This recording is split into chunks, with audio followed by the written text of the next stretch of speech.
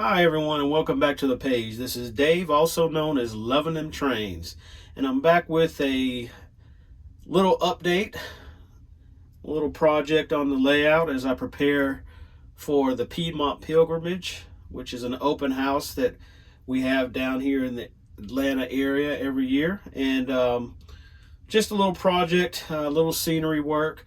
Right now I have some weights down on a concrete pad that I've created just to make sure that everything was nice and flat before I started doing all the work around it. So I'm going to go ahead and get these weights removed and we'll see what's up under here.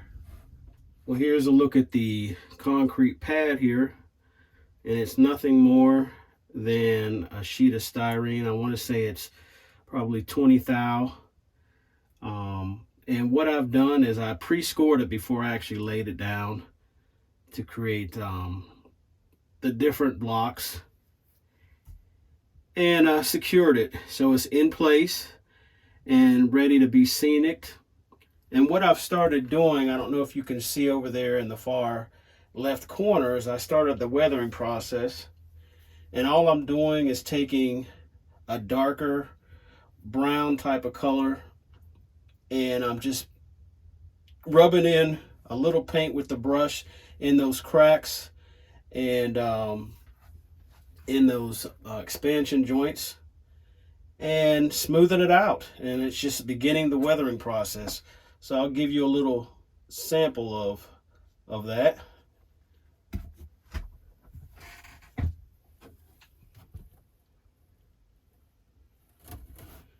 Just kind of rub it in those joints. And of course it's a little loud. So then here's where you become the little boy and play in paint and get your fingers all nasty. Just like that.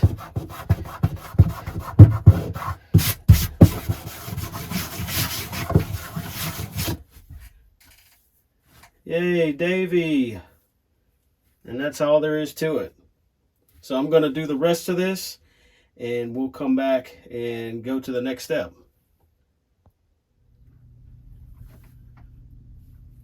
So here's what all of the jabbing and putting into the expansion joints and cracks with that dark brown paint and just rubbing it off with my fingers.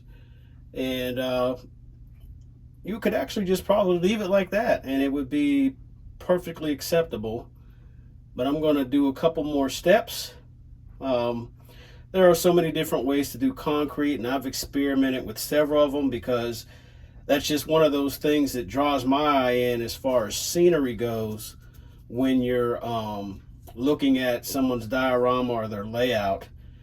So there's so many different ways to get a good product, but I must say that most of the technique that I'm using today comes from Norm Charbonneau. So I'm going to go ahead. I've got this is a kind of a black wash with some black acrylic paint in here and a little bit of dark brown mixed in just for added measure. And all I'm going to do is I'm going to paint that over the entire block here, the entire pad I should say, and I'm going to wipe it away with a cloth. And we'll see what happens when I come back. All right, so here we are back. I did the wash, and it's not an extreme difference. It's a little bit more dingy, I guess.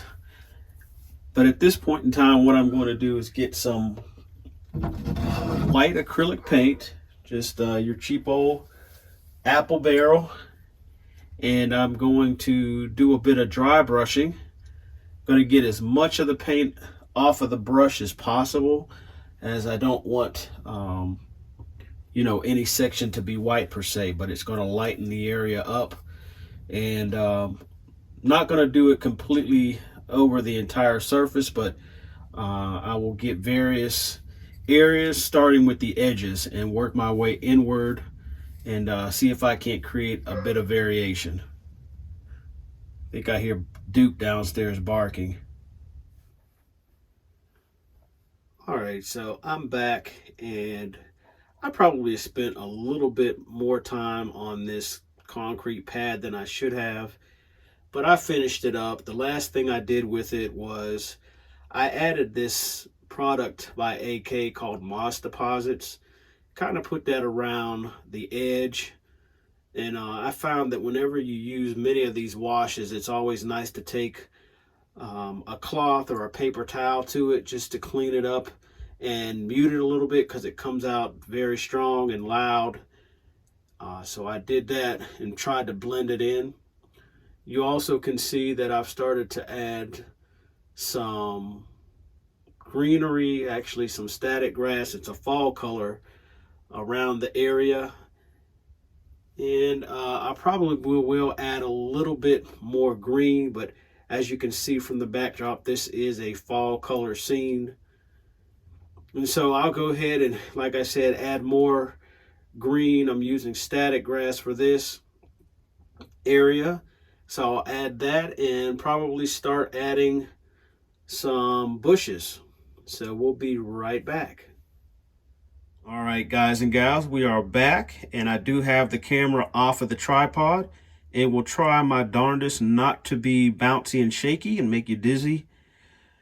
But I wanted to show you close-ups of the added ground cover that I used. I used a little bit of, and I mean a little bit of, green static grass in the mix, as well as some fine ground foam.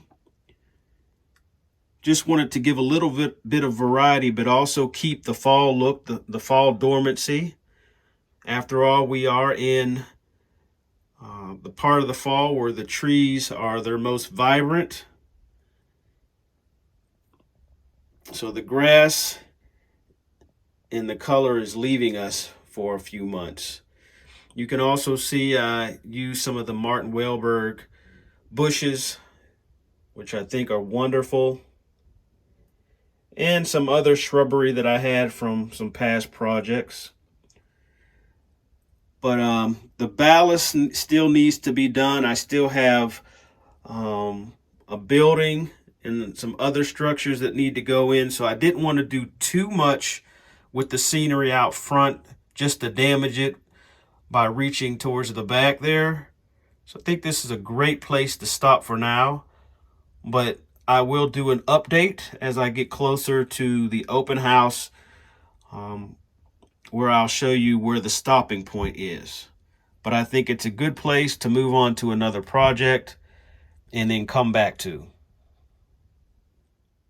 Again, as always, if you haven't subscribed to the channel, please do so. Please give a like on the video. And of course, I welcome any of your comments. But this has been Dave, also known as Luvindemtrains.